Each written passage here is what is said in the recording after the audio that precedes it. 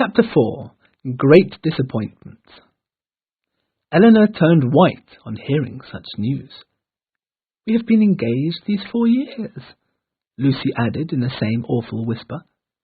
"I can see your surprise, but indeed no one apart from Anne has known anything about it till today. I may depend on your secrecy, Miss Dashwood, might I not?" "Of course," replied Eleanor, hardly knowing what she was saying. "But how did you meet?" "Oh, Edward was my uncle Mr. Pratt's student for some years. I am sure you know. It was there that we got to know each other. But now we see each other so rarely," Lucy added with tears in her eyes. "Edward says it breaks his heart." Lucy put her handkerchief to her eyes. "But when he visited us just before he came to see you 2 weeks ago, I gave him a ring of my hair," Lucy said with a proud smile, "and he said it made him a lot happier." Eleanor turned even whiter at hearing this information.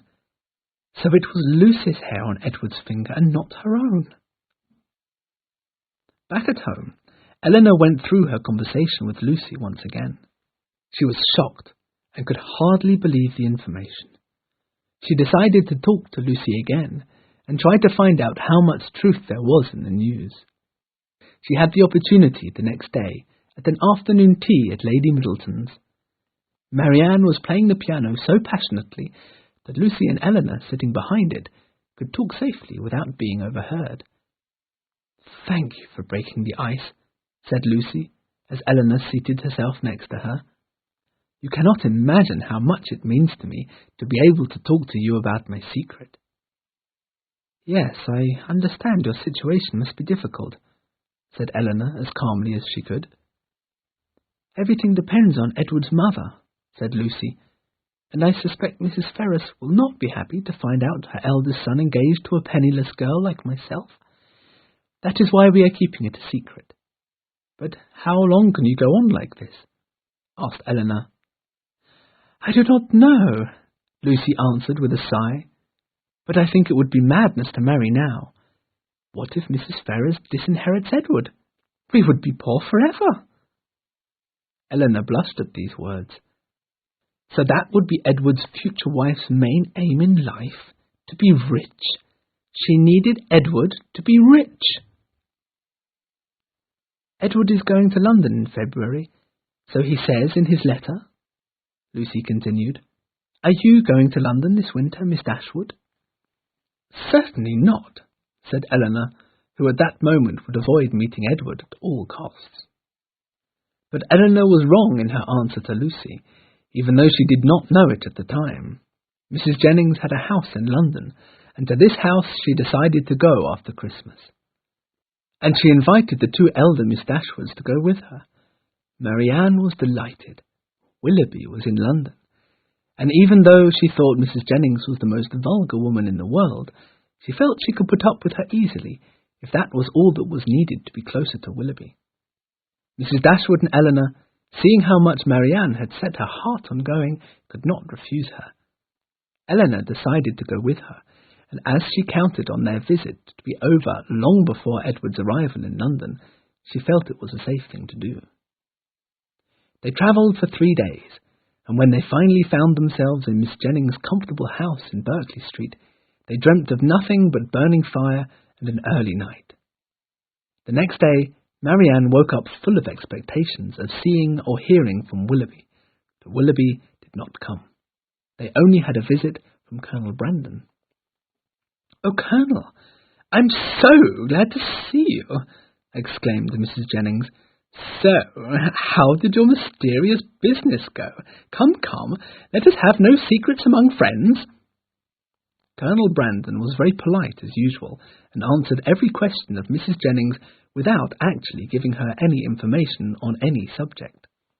During the first week in London, the ladies were very busy visiting all of Mrs. Jennings' friends, and then hosting them in return at Berkeley Street.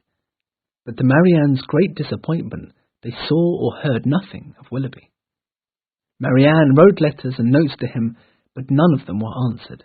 Instead, to her horror, Colonel Brandon visited them every day, And to make matters worse, by the end of the week, the Middletons came to stay at their house in Conduit Street, and the Miss Dashwoods were even busier. One evening, they absolutely had to accompany Lady Middleton at a very important ball. As soon as they entered the ballroom, Eleanor noticed Willoughby talking passionately to a young lady. He caught Eleanor's eye, but only nodded his head with cold politeness, without interrupting his conversation. Eleanor was shocked.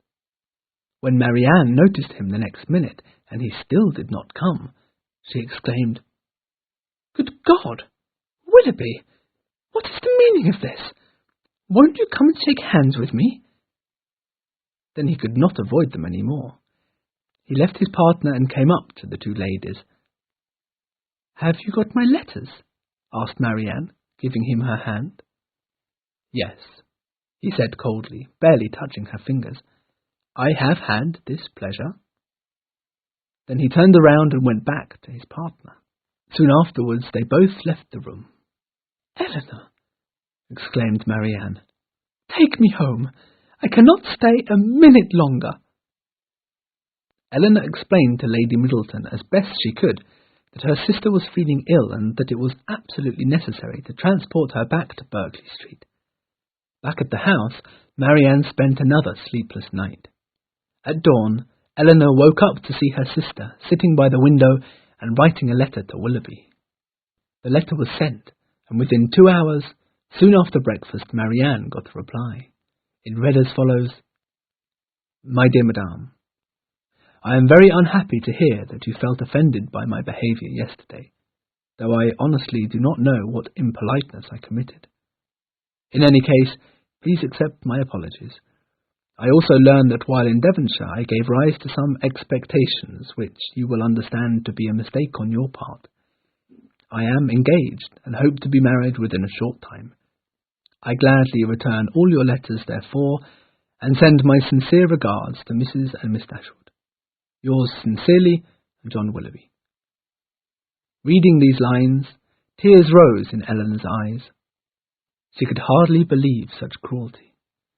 After she had reread the letter 10 times, she said, "Well, at least we know his character now, Marianne. Imagine your disappointment if the engagement had lasted years." "Engagement?" cried Marianne. "There has been no engagement. We were in love."